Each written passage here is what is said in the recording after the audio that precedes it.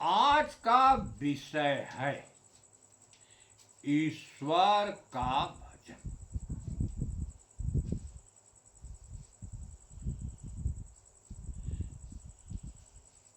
ईश्वर जो है सर्वोपरि है,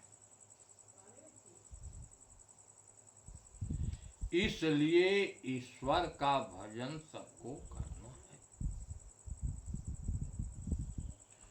वही गोस्वामी जी ने लिखा कि ईश्वर अंश जीवय विनाशी,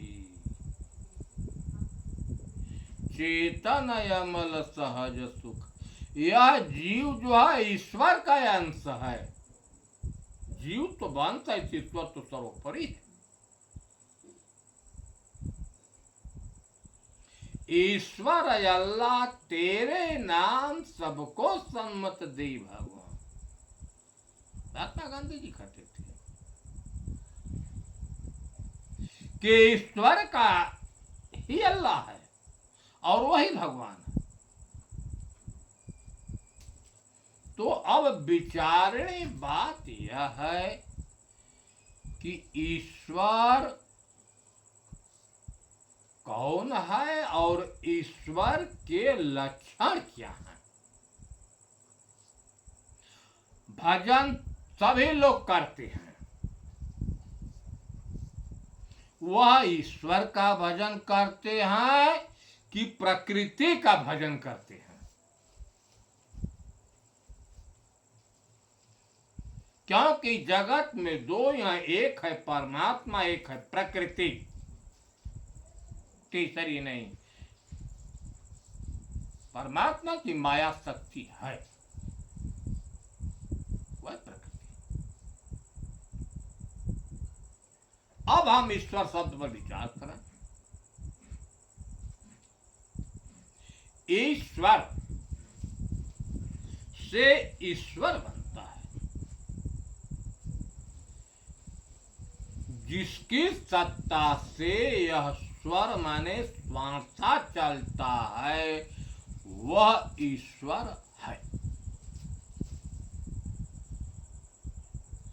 आप देख रहे हैं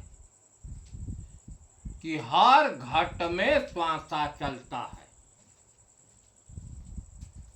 अगर हर घट में श्वासा चलता है तो ईश्वर भी हर घट में है, अलग नहीं है।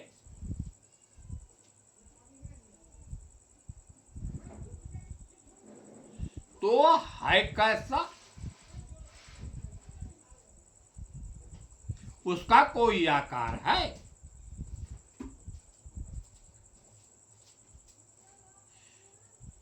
जितने आकार हैं प्रकृति के तत्वों के ही है।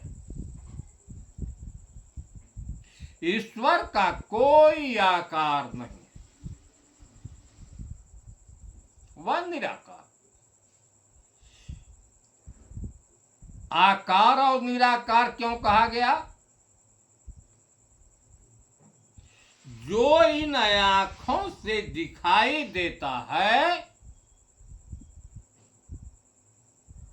उसको हम साकार कहते हैं, और जो इन आंखों से नहीं दिखाई देता उसको हम निराकार कहते हैं।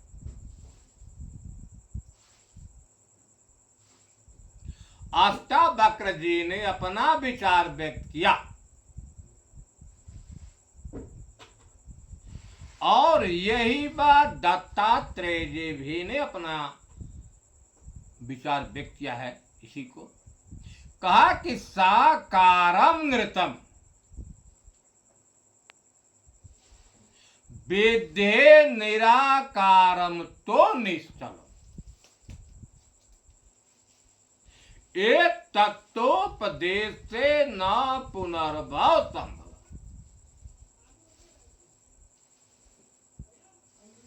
उन्होंने कहा कि जिसका आकार है वह नाशवान है, वह परिवर्तनशील है, क्योंकि आकार जो है प्रकृति का ही होता है। चेतन का कोई आकार नहीं है। अगर आकार होता तो इन आंखों से जरूर दिखाई देता, लेकिन जितने महापुरुष हुए कहे कि वह ईश्वर जो है निराकार है।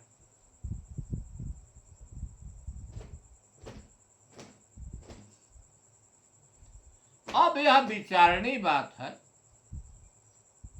कि जितने अगर लोग कहते हैं हम साकार का भजन करते हैं,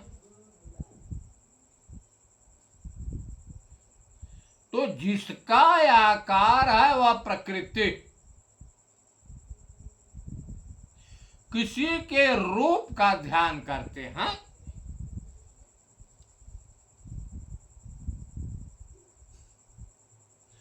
तो जितने ध्यान आकार में आते हैं प्रकृति ही है।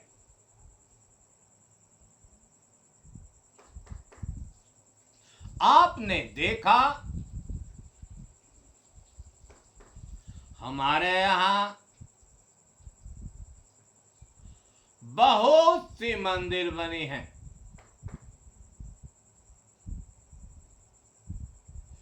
चाहे भगवान कृष्ण का हो,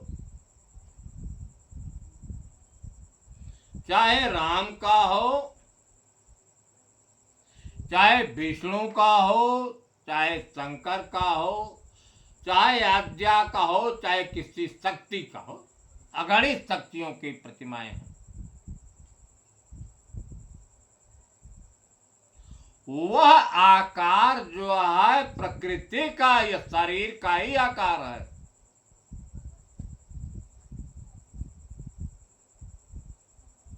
अयोध्या में भगवान राम की प्रतिमा लगी हुई है, लेकिन भगवान राम जो राजा दशरथ के सुपुत्र थे उनकी ही प्रतिमा लगी है।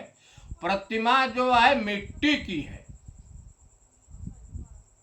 राम ने अपने वाणी में कहा है लक्ष्मण से कि ऐ लक्ष्मण, अहम ही सर्वभावा नामान ततष्ठामि सर्वगः, माम साक्षीणम लोका न जानन्ति प्रबलम। राम कहे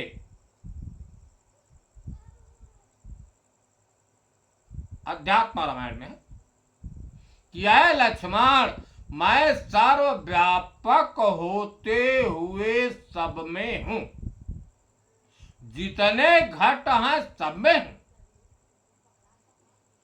और हर घट में हर शरीर में मैं साक्षी रूप से हूं, लेकिन मुझको लोग नहीं जान पाते। आपने देखा राम ने कहा कि मैं हर घट में हूं, सर्वव्यापक हूं, ये शरीर में साक्षी रूप से हूं, अपने को बताया। लेकिन हम क्या करते हैं, भगवान राम की प्रतिमा है, वह प्रतिमा पत्थर की बनी हुई है वरना मिट्टी की बनी हुई है। हम वहीं पर धूपबत्ती दशांग दीप और बैठकर भजन करते हैं। क्या जो राम ने बताया है अपने को, हम उस राम तत्व को जान पाए, उस ईश्वर को जान पाए? हम तो एक आकार को मान लिया। यही बात भगवान कृष्ण ने कहा। हर जगह कृष्ण की प्रतिमा लगी है। सभी लोग भगवान कृष्ण की आराधना करते हैं, राधे कृष्ण राधे गोविंद। उन्होंने अपने को क्या बताया गीता में कि मैं कौन हूं? यो मां पश्यति सर्वत्र सर्वच मयि पश्यति। तस्माहम न प्रणश्यामि स च मे न प्रणश्यति। उन्होंने कहा कि मैं सर्वव्यापक हूं, यो मां पश्यति सर्वत, अर्थात मैं सर्वव्यापक हूं, सर्वच मई पश्यति। चाहे अंडज हो, चाहे पिंडज हो, चाहे उखमज हो, चाहे स्थावर हो, जितने शरीर हैं सब में मैं ही हूं, कोई दूसरा नहीं।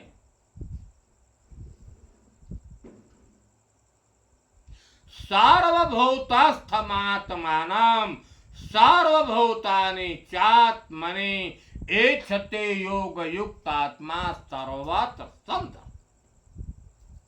कहा कि सर्वभूतस्थमात्मानं, कहा आत्मा सर्वव्यापक है, सर्वभूत उसी में, लेकिन मैं सभी भूतों का आत्मा हूं।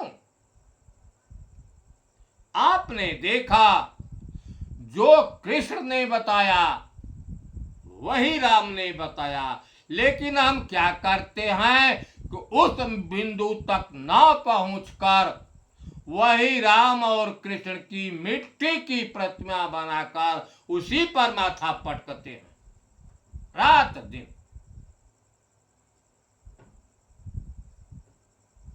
कबीर साहब ने कहा कि बिन देखे बिन वरस परस के, अरे नाम लिए का होई, धन के का है धनिक जो होवे, निर्धन रहे न कोई।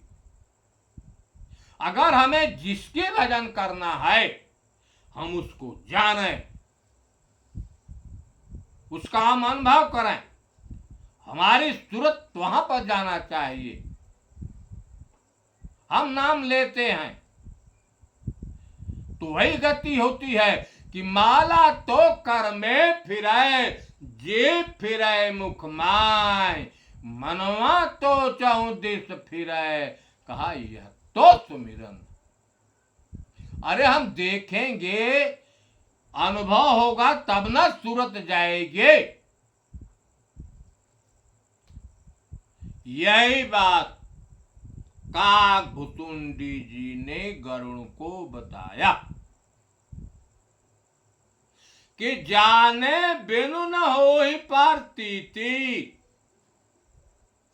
और बेनु परतीति होहि नहीं प्रीति। जब हम जानेंगे ईश्वर को कि ईश्वर कौन है, हर घट में ईश्वर है, सारी दुनिया कहती है, लेकिन आज तक यही मन बुद्धि इस घट में रहने वाले ईश्वर को नहीं जान पाई। तब काकभुतुंडी ने कहा कि ईश्वर तो यही में है, सब घट मेरो साइया, सोनी से जन कोई, बलिहारी वा घट का की जागट। कहा हर घट में ईश्वर ही है, बलिहारी उस घट की है जो घट जानने की, खोजने की, साक्षात्कार करने की कोशिश किया, वह जाना। क्योंकि जिन खोजा तिन पाइया, गहरे पानी पैठ, मैं बपुरा डूबन डरा, रहा किनारे में। हम लोग लज्जा देखते हैं कि हम ऊंच कुल के हैं। एक संत सुपा भगत थे, जात के मेस्तर थे, डोम थे। कबीर साहब जुल्हा थे। जितने संत हुए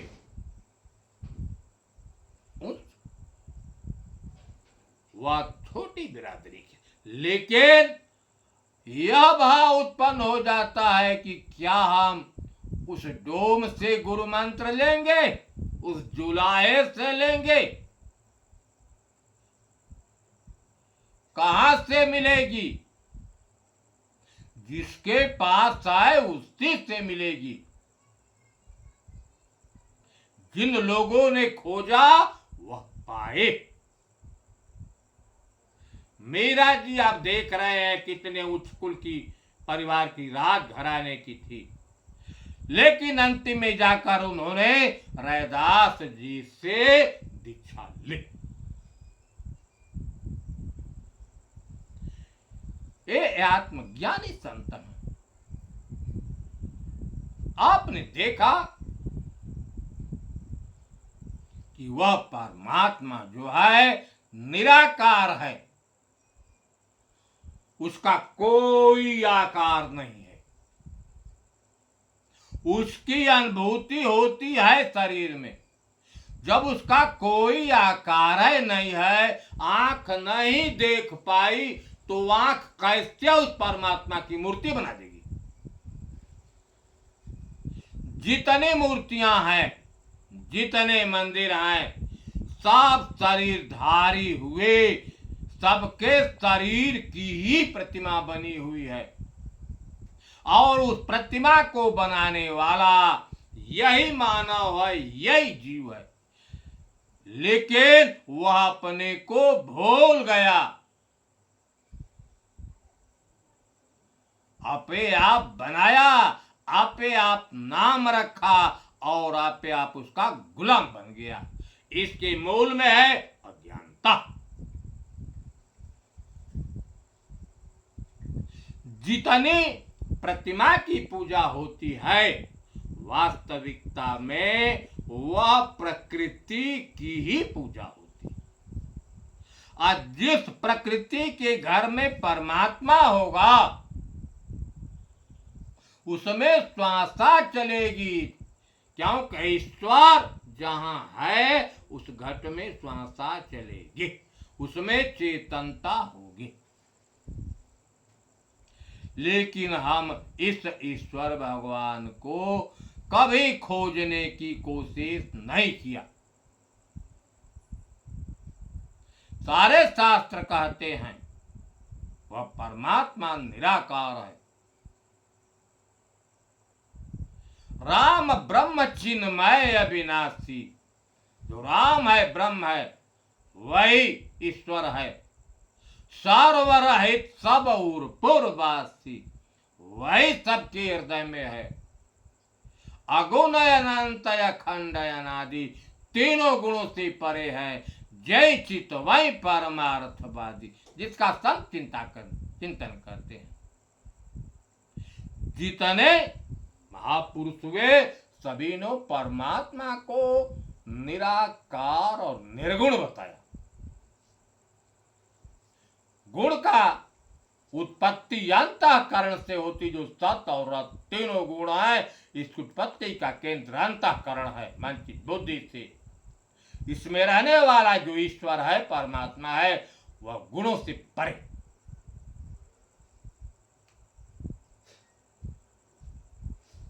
अंतिम में कि वह परमात्मा जो है निराकार है, कहीं उसकी प्रतिमा नहीं है। अगर उसकी प्रतिमा है तो हर घट में ही उसकी अनुभूति होती है। यह घर है, घर में वह रहता है। गोस्वामी जी ने कहा कि घट ही में सूझत नहीं, लानत ऐसे जिन, तुलसी यही संसार को भयो मोतिया। उन्होंने बल देकर कहा कि वह ईश्वर, वह राम, वह भगवान, वह ब्रह्म घट में है, दिखाई नहीं देता। मोतिया बिंद बयार, यह गोस्वामी जी कह रहे, मैं नहीं कर। जब घट में है तो हमें घट में खोजना चाहिए, लेकिन घट में न खोजकर हम किसी आकार मंदिर पर जाते हैं, मूर्ति पर जाते हैं, किसी आकार का ध्यान करते हैं। जिसका ध्यान करते हैं वह प्रकृति ही है, माया ही।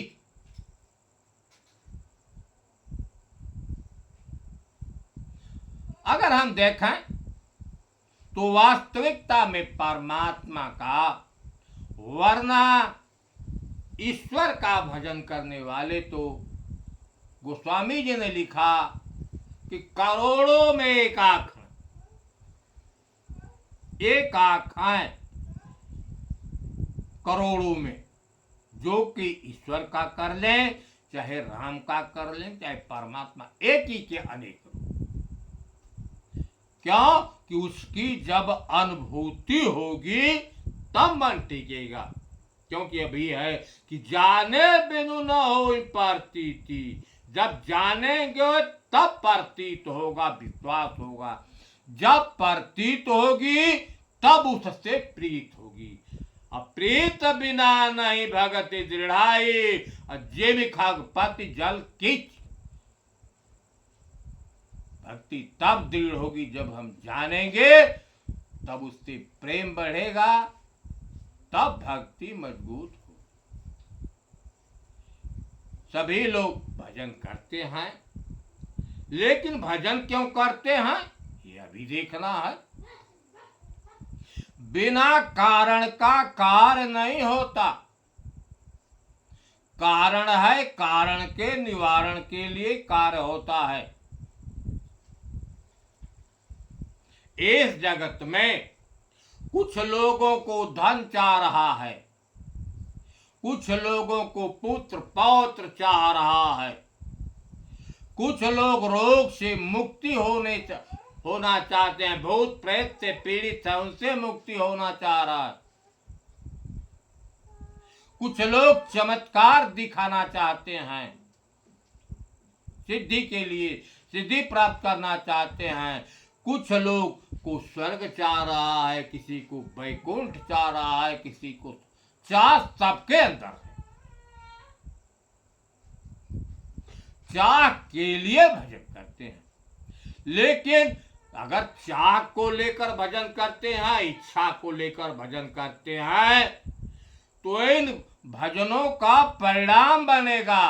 परिणाम भोगने के लिए बार बार शरीर धारण करने का, जन्म मरण के प्रवास से हम नहीं छूट सकते। हम किसी का भजन करें, चाहे देवी का करें, चाहे देवता का करें, चाहे गुरु का करें, चाहे ईश्वर का करें, चाहे ब्रह्मा विष्णु महेश का करें, चाहे राम का करें, चाहे कृष्ण का करें, लेकिन निष्काम भाव से करें, फल की इच्छा को लेकर न करें। क्यों कि हम जो भजन करते हैं वह घट में देखने वाला देख रहा है, उससे नहीं छिपा है कि हम सकाम कर रहे हैं कि निष्काम कर रहे हैं। कबीर साहब ने बल देकर कहा है, डंके का चोट पर कहा है कि तन की जाने मन की जाने, जाने चित्त की चोरी, अता साहेब से का छिपा है, जाके हाथ में डोरी। वह सब कुछ जानने वाला है। इसलिए महापुरुषों, श्रोताजन, बंधुगण, भजन करते हैं तो निष्काम कीजिए मलिक, बिना कामना का भजन कीजिए। अरे हम जिसके लिए, धन के लिए भजन करते हैं, पुत्र पौत्र सब नाशवान है, एक दिन छोड़कर हम चले जाएंगे, हमारा कोई नहीं है।